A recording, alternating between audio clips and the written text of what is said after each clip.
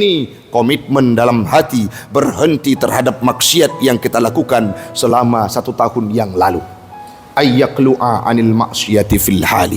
Yang kedua, ayyandima ala ma fa'alahu, menyesal terhadap dosa yang pernah kita kerjakan. Berapa banyak hari ini orang-orang yang mengumbar dosanya, orang-orang yang menceritakan kebiadaban di masa lalu sebagai sebuah hal yang euforia disampaikan kepada orang lain. Dulu long adalah orang yang pohgop, orang yang mabuk, orang yang mezina, dengan bangga dan lapang dada dia ceritakan. Itu tidak termasuk dalam taubat. Kenapa? Bukan representasi daripada penyesalan. Yang terakhir, yang ketiga, ayyazima alla ya'udu ila zambi, alla ya'uda ila zambi, berangan-angan dan bercita-cita untuk tidak kembali kepada dosa masa lalu.